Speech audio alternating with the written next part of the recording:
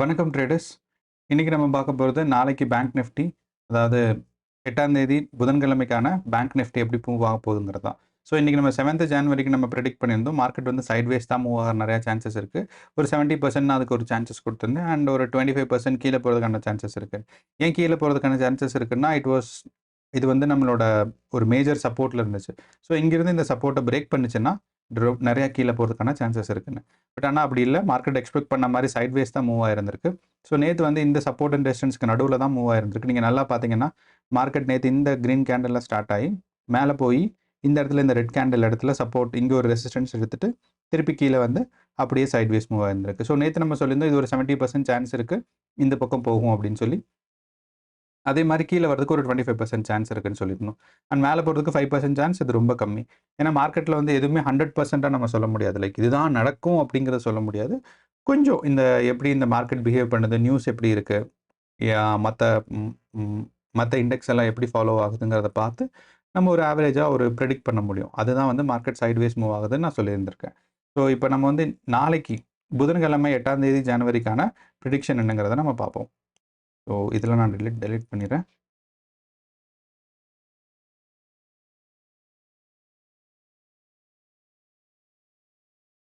So உங்களுக்கு நல்லா தெரியும் நம்மளோட செட்டப் என்ன அப்படின்னா, அதாவது நம்ம வந்து சப்போர்ட் அண்ட் ரெசிஸ்டன்ஸ் பார்ப்போம். ரெண்டாவது வந்து SMA சிம்பிள் மூவிங் ஆவரேஜ் இருக்குது. ஸோ இங்கே 3 சிம்பிள் மூவிங் ஆவரேஜ் நம்ம எடுத்துருக்கோம். எல்லோ கலர் வந்து 9, அதுக்கப்புறம் வந்து இந்த ஆரஞ்சு இல்லைன்னா ஒரு ரெட் கலர் மாதிரி இருக்கிறது வந்து 100 moving average, and blue colour வந்து 200 மூவிங் ஆவரேஜ். ஸோ இதுதான் நான் யூஸ் பண்ணக்கூடிய இது indicator. So SMA 9, 10, 9, 20, 50, 100 and 200. So இதில் இந்த இடத்துல நீங்கள் செட்டிங்ஸ் செலக்ட் பண்ணிங்கன்னா 50, 100 அண்ட் 200 மட்டும் நான் செலக்ட் பண்ணியிருக்கேன். மீதி எல்லாம் நான் வந்து விசிபிலிட்டி வந்து ஸ்டாப் பண்ணியிருக்கேன். ஸோ இது 3 தான் இருக்குது. ஸோ இப்போது இந்த சிம்பிள் மூவிங் ஆவரேஜில் நம்ம என்ன பார்க்கணும் அப்படின்னா, சிம்பிள் மூவிங் ஆவரேஜில் எப்போ வந்து இந்த ப்ளூ, அதாவது 200 வந்து 9 கிராஸ் ஆச்சு அப்படின்னா செல்லர்ஸ் அதிகமாக இருக்காங்க. அதாவது இதுக்கு பேர் டெத் கிராஸ்ன்னு சொல்லுவாங்க. நேற்றுமே நான் சொல்லியிருந்தேன். ஸோ இந்த டெத் கிராஸில் வந்து செல்லர்ஸ் அதிகமாக இருக்காங்க. அப்படிங்கும்போது மார்க்கெட் கீழே போகிறதுக்கான சான்சஸ் தான் இருக்குது. நீங்கள் பார்த்தீங்கன்னா இந்த பாயிண்ட்லேருந்து மார்க்கெட் ஷார்ப்பாக கீழே போயிருந்திருக்கு. அண்ட் ஏன் அப்போ 200 மட்டும் வச்சுக்கலாம்ல, ஏன் 100னா இந்த 100 வந்து நமக்கு ஒரு ஃபர்ஸ்ட் இண்டிகேஷன் கொடுக்கும். என்னன்னா மார்க்கெட் வந்து சைடு மாற போகுது அப்படிங்கிறதுக்கான ஃபர்ஸ்ட் இண்டிகேஷன் கொடுக்கும். அண்ட் அண்ட் எவ்ரி டைம் இந்த 100 இங்கே கிராஸ் ஆகும்போது ஒரு கொஞ்ச நாள், அதாவது நெக்ஸ்ட் டேவோ இல்லை அதுக்கு அடுத்த டேவோ ஒரு 1 or 2 டேஸில் 200ஐயும் கிராஸ் ஆகும். மோஸ்ட்டாக 100 கிராஸ் ஆனதுக்கப்புறம் நெக்ஸ்ட் டேவே வந்து 200 கிராஸ் ஆயிரும். நீங்கள் இங்கே பார்த்தீங்கன்னா இங்கேயும் பார்த்தீங்கன்னா இந்த இடத்துல அதாவது 3ஆம் தேதி நமக்கு என்னென்னா ஒரு 12:30 பக்கம் வந்து 100 கிராஸ் ஆகிருந்திருக்கு. அதே டே நமக்கு வந்து மார்க்கெட் தீரும்போது, மார்க்கெட் முடியும் போது இங்கே தான் இருந்திருக்கு, கிராஸ் ஆகலை. ஆனால் நெக்ஸ்ட் டே ஸ்டார்ட் ஆகும்போது நமக்கு வந்து 200 கிராஸ் ஆகி டவுன்ஃபால் ஆக ஆரம்பிச்சிருச்சு. அப்போது இந்த கேப் வந்து, ஸோ நேற்று பொசிஷன்ஸ் பார்க்கும்போது 9:15. ஸோ இந்த இடத்துல நம்ம ஒரு லைன் வரைஞ்சோம் அப்படின்னா,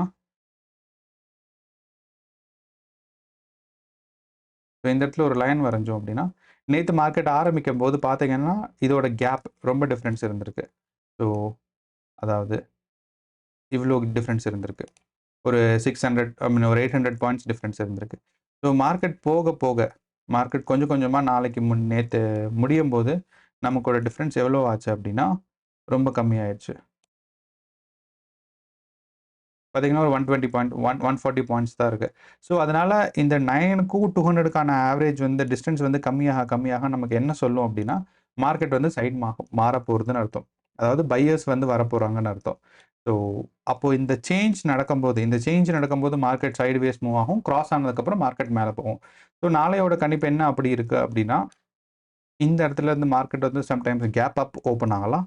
ஸோ கேப் அப் ஓப்பன் ஆகிட்டு இந்த ஒரு ரெசிஸ்டன்ஸை டெஸ்ட் பண்ணி அதுக்கப்புறம் கொஞ்சம் மேலே போகலாம். ஸோ இதுதான்.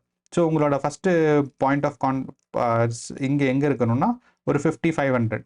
ஸோ இந்த 5500 தான் நமக்கு ஒரு கால்.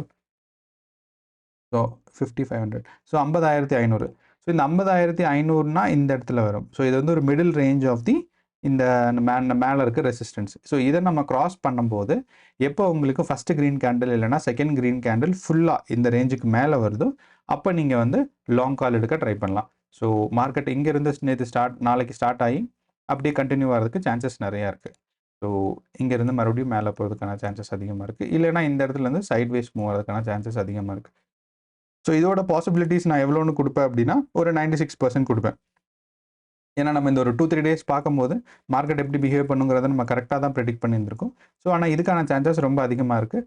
அண்ட் சைட்வேஸ்க்கான மூவ்மெண்ட்டுமே இதுங்க கம்மி தான். ஏன்னா நமக்கு வந்து சிம்பிள் மூவிங் ஆவரேஜ் வந்து இந்த 9 வந்து 100 கிராஸ் ஆயிருச்சு. கிராஸ் ஆகலை அப்படின்னா சைட்வேஸ் மூவ் ஆகிறதுக்கான சான்சஸ் அதிகமாக இருந்துச்சு. ஆனால் பட் கிராஸ் ஆயிருச்சு அப்படிங்கிறனால நமக்கு வந்து மேலே போகிறதுக்கான சான்சஸ் தான் அதிகமாக இருக்குது.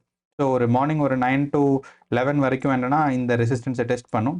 அந்த 11-12க்கு அப்புறம் மேலே போய் மார்க்கெட் அப்படியே வந்து நெக்ஸ்ட் டேவுக்கான ஒரு ஹை செட் பண்ணுறதுக்கான சான்சஸ் இருக்குது. ஸோ இதுதான் நாளைக்கான மார்க்கெட் ப்ரெடிக்ஷன். ஸோ உங்கள் ஃபேமிலி அண்ட் ஃப்ரெண்ட்ஸ் யாராவது இருந்தாங்கன்னா இந்த வீடியோ ஷேர் பண்ணுங்கள். ஸோ தட் அவங்களுக்கு வந்து யூஸ்ஃபுல்லாக இருக்கும். ஸோ ட்ரேட் எடுக்கிறாங்கன்னா அவங்களுக்கு யூஸ்ஃபுல்லாக இருக்கும். அதே மாதிரி நீங்களும் ட்ரேட் எடுக்கிறீங்கன்னா கேர்ஃபுல்லாக இருங்க. ஏன்னா இந்த வீக் வந்து நல்ல வாலடைல் வீக்கு. நிறையா கம்பெனியோட ரிப்போர்ட்ஸ் அதே மாதிரி இயர்லி ரிப்போர்ட்ஸ்லாம் வரப்போகுது. ஸோ இந்த ஒரு விஷயங்கிறனால நம்ம வந்து கொஞ்சம் கேர்ஃபுல்லாக இருக்கணும். இந்த தடவை வந்து வாலடைலிட்டி அதிகம். ஸோ பையர்ஸ் அண்ட் செல்லர்ஸ் வந்து ரொம்ப அக்ரெசிவாக இருப்பாங்க இந்த ஒரு வீக்கு. அண்ட் நிஃப்டி அண்ட் பேங்க் நிஃப்டியை பற்றி டெய்லி நியூஸ் அண்ட் ப்ரிடிக்ஷன் தெரிஞ்சுக்கிறதுக்கு சேனலை ஃபாலோ பண்ணுங்கள். நன்றி, வணக்கம்.